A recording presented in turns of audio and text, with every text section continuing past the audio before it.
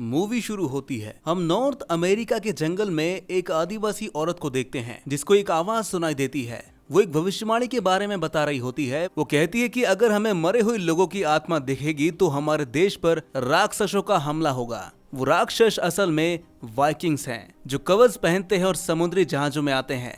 अब जब वो औरत और समुद्र के किनारे पहुंचती है तो वहाँ उसे वाइकिंग्स का एक जहाज टूटा हुआ मिलता है। ये सब उस औरत के लिए बिल्कुल नया होता है। उसे लगा कि ये कोई जानवर है। जब वो जहाज के अंदर जाकर देखती है तो वहाँ कुछ लोगों के मरे हुए शरीर लटक रहे होते हैं और फिर उसे एक बहुत डरा हुआ लड़का मिलता है। उसके हाथ में एक तलवार भी है। वो औरत समझ जाती है कि लड़का बहुत डरा हुआ है, इसलिए वो उसे शांत करवाती है और अपने साथ गांव लेकर आती है। ये लड़का आदिवासियों से बहुत अलग था। पहले ये लोग उसे अपने साथ रखने के लिए तैयार नहीं थे, मगर उस औरत के कहने पर सभी मान जाते हैं। कबीले के लोग इस लड़के का नाम गोस्ट रखते हैं, जिसका मतलब है एक आत्मा। पहली रात को गोस्ट को एक सपना आता है जो असल में उसका अतीत था। बुचे के पिता एक क्रूर योद्धा हैं जो अपने कबीले के नेता भी हैं। वो अपने सेना के साथ सबसे पहले इस देश में पहुंचे थे। जैसे वो पहुंचे उन्होंने यहाँ रहने वाले लोगों को मारना शुरू कर दिया और उन्होंने किसी पर भी दया नहीं दिखाई, न औरतों पर और न ही बच्चों पर। इस पागलपन को देखकर छोटा गोस्ट यानी बिली बुचर डर जाता है। उसके पिता उसे तलवार देकर एक बच्चे को मरवाना चाहते थे, पर बिली बुचर तलवार फेंक देता है। इस पर उसके पिता को बहुत गुस्सा आता है और वो उसे कोड़े मारते हैं। उसी रात बिली बुचर अपने लोगों को छोड़कर समुद्र के किनारे भाग जाता है, मगर अब बहुत देर हो चुकी थी। वाइकिंग्स अपने जहाजों पर लौट चुके थे। बस टूटा हुआ जहाज और कुछ लाशें ही पीछे छूट गई थी। अब कुछ साल बीत जाते हैं और बिली बुचर बड़ा हो चुका था। अब उसके पिछले कुछ साल शांति से बीते थे क्योंकि वाइकिंग्स ने कोई हमला नहीं किया। वहीं बिली बुचर भी अब यहीं की भाषा सीख चुका था और खुद को उनमें से एक समझने लगा। लेकिन कबीले के ज्यादातर लोग उसे अभी तक अपनाए नहीं थे। पहाड़ों में एक और कबीला रहता है और दोनों कबीलों में अच्छी दोस्ती है। वो अक्सर एक दूसरे के यहाँ पर आते जाते रहते हैं। कबीले का सरदार, जिसे पैथफाइंडर कहते हैं, उसकी बेटी स्टारफायर बिली बुचर को बहुत पसंद करती है और आज भी वो अपनी बेटी और कुछ सैनिकों के साथ वहाँ पर आया हुआ है। वो बताता है कि सर्दी में हमारे कुछ लोग बर्फ में दबकर मारे गए थे। वहीं बिली बुचर के अलावा कबीले का एक और लड़का ब्लैक विंग भी स्टारफायर को पसंद करता है। ब्लैक विंग को पता है कि बिली बुचर स्टारफायर को चाहता है, इसलिए वो उससे अच्छा बर्ताव नहीं करता था। रात को कबीले के सारे जवान इकट्ठे होते हैं क्योंकि एक मुकाबला होने वाला था। जो जीतेगा वो अगला पैथफाइंडर बनेगा। तो बिली बुचर भी इस मुकाबले में हिस्सा लेना चाहता था, लेकिन सरदार उसे मना कर देते हैं। सरदार का ये साफ इशारा होता है कि बिली बुचर उनमें से एक नहीं है, जिससे बुचर बहुत ही नाराज होकर कहता है कि फिर मुझे अपना रास्ता खुद ढूंढना हुआ लग रहा है। बुचर के पास अभी भी अपनी पुरानी तलवार थी। अब अगले दिन जब वो शिकार के लिए जंगल जाता है तो वो वाइकिंग्स फिर से समुद्र से आ जाते हैं और सबसे पहले बुचर के गांव पर हमला करते हैं और सभी को मार डालते हैं। वहीं बुचर पहाड़ से अपने जलते हुए गांव को देख रहा होता है और वहां के लोगों को बचाने के लिए तेजी से दौड़ पड़ता है, लेकिन बहुत देर हो चुकी थी। अब कोई भी जिंदा नहीं बच सका था। हर तरफ सिर्फ लाशें ही लाशें बिछी हुई थी, लेकिन वाइकिंग्स अभी भी वहीं पर मौजूद थे। वो एक आदमी को मजे मजे में मार रहे थे। तभी तलवार लेकर बुचर उनके सामने आ जाता है। सभी लोग ये लड़ाई देखना चाहते हैं, इसलिए वाइकिंग्स का लीडर गन अपने एक सिपाही को बुचर से लड़ने के लिए भेजता है। लेकिन बुचर बहुत ही मजबूत था। वो एक ही बार में उस सिपाही की आंख खोल देता है और सिपाही का कवच खुद पहन लेता है और जंगल की तरफ भागता है। क्योंकि वो अकेले सबका सामना नहीं कर सकता था, इसलिए सबसे पहले यहाँ से भागना ही बेहतर था। वही गनर अपने सिपाहियों को बुचर के पीछे लगा देता है, लेकिन बुचर इस इलाके को बहुत ही अच्छी तरह जानता था, इसलिए वो चुपके से सिपाहियों पर हमला करता रहता है और उसमें से कुछ को मार भी डालता है। लेकिन सिपाही बहुत सारे थे।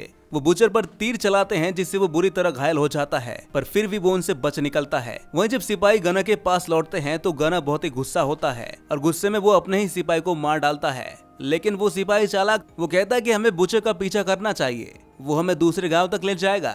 वहीं जख्मी बुचर किसी तरह एक गुफा में पहुंच जाता है और बेहोश हो जाता है।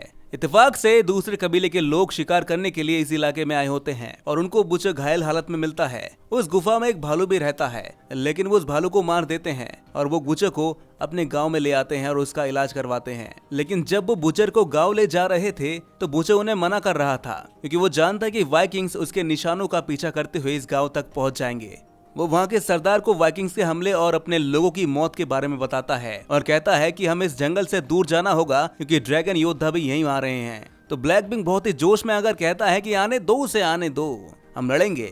लेकिन बुचर तलवार निकालकर ब्लैक विंग का सिर कलम कर देता है और सबको समझाता है कि वो योद्धा बहुत ही मजबूत कवच पहनते हैं और उनके पास बहुत अच्छे हथियार हैं, तुम लोग उनका सामना नहीं कर पाओगे। जब कोई उसकी बात नहीं मानता तो बुचर अकेले ही निकल जाता है, लेकिन कबीले का एक आदमी उसके साथ जाने लगता है। वो आदमी बोल नहीं सकता है। इन कबीले वालों को वाइकिंग से कुछ हथियार मिलते हैं, तो वो जाकर देखते हैं कि गांव पूरी तरह बर्बाद हो चुका था, इसलिए वो गुफा में छिपने का फैसला करते हैं। वो स्टार फायर बुचर को ढूंढकर उसे बताती कि मेरे पिता ने अपना फैसला बदल लिया है, अब वो युद्ध करने वाले हैं और तुम्हें भी हमारे साथ लड़ना होगा। बुचर को स्टार फायर से बहुत प्यार था, इसलिए वो इस लड़ाई में शामिल हो जाता है। पर वाइकिंग्स के मुकाबले ये लोग उतने ज्यादा मजबूत नहीं थे, इसलिए वो अपनी औरतों, बच्चों और बूढ़ों को पहाड़ों पर भेज देते हैं और बाकी लोग लड़ने के लिए रह जाते हैं। चूंकि बुचर में वाइकिंग्स का खून है, इसलिए वो उनकी कमजोरियां जानता है।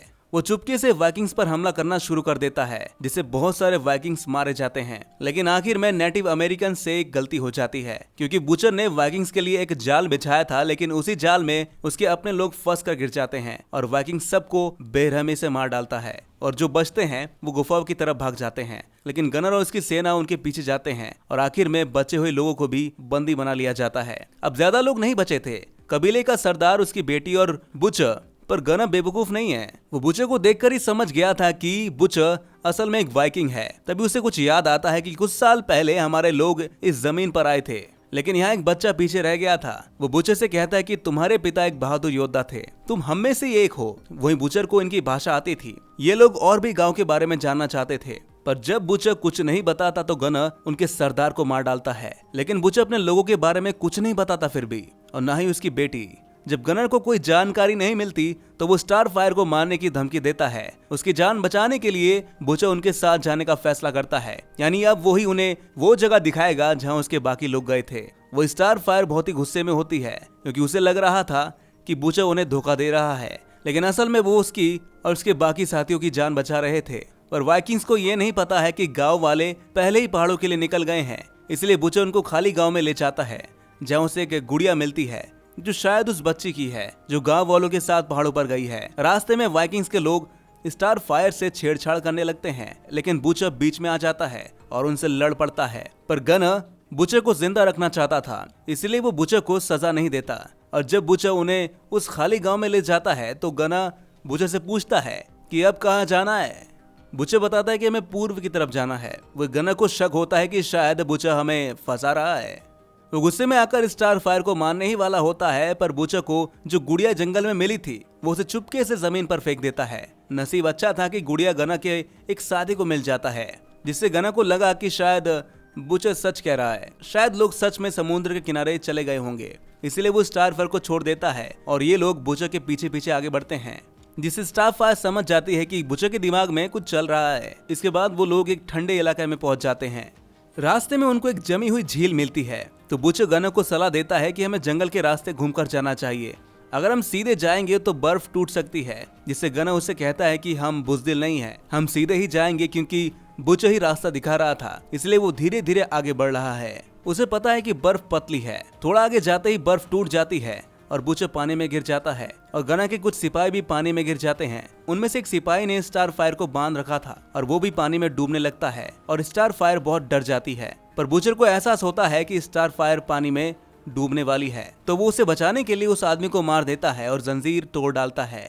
मगर बुचर अभी भी पानी के अंदर ही है। तभी उसे एक विजन आता है, जिसमें स्टार फायर के पिता बाकी लोगों को छोड़कर जा रहे हैं, जिसके बाद वो पानी से बाहर निकल आता है, और जो बचे थे वो सब गनर के साथ पहाड़ों की तरफ चले जाते हैं। रास्ता इंसानों ने ही बनाया हुआ था, इसलिए गनर को शक नहीं होता, लेकिन ये रास्ता बहुत ही सक्रिय था।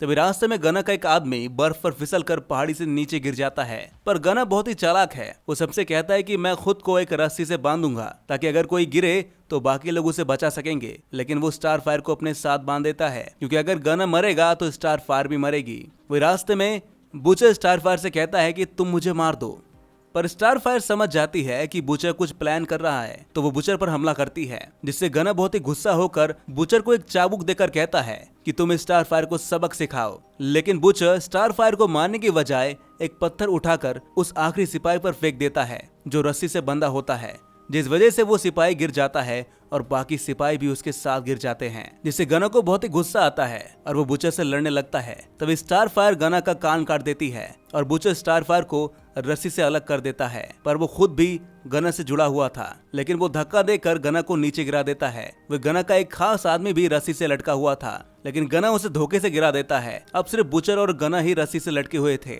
इसी बीच बुचर की तलवार भी नीचे गिर जाती है और गना उस पर पत्थर मारता है और बुचर बहुत ही मुश्किल में था, इसलिए वो स्टारफायर से कहता है कि तुम यहाँ से भाग जाओ। फिर वो जोर से चीखता है जिससे बर्फ गिरने लगता है और गना और बुचर दोनों बर्फ के साथ नीचे गिर जाते हैं, लेकिन वो दोनों अभी भी जिंदा थे और एक दूसरे से लड़ने लगते हैं। और जब बुचर की तलवार गना की गर्दन पर होती है तो गना उससे पूछता है कि क्या तुम मुझे सच में मार दोगे, पर बुचर बिना सोचे समझे गना को मार डालता है और कहता है कि मैं तुम में से नहीं हूँ। आखिरकार बुचर सारे वाइकिंग्स को खत्म कर देता है और अब कबीले के बचे हुए लोग एक झील के किनारे रहने लगते हैं। जब स्टारफायर और बुचर यहाँ पर पहुंचते हैं तो सब बुचर को कबीले का सरदार बना देते हैं। वही अब गोश्त भी हमेशा समुद्र की तरफ देखता रहता है क्योंकि उसे डर है कि कहीं वाइकिंग्स वापस ना आ जाए। और इसी के साथ ये मूवी यहीं पर खत्म हो जाती है। तो दोस्तों कैसी लगी आपको ये कहानी कमेंट में जरूर बताइएगा और ऐसी मूवी एक्सप्लेनेशन देखने के लिए द एक्सप्लेन्ड स्क्रीन को सब्सक्राइब जरूर कर लीजिएगा।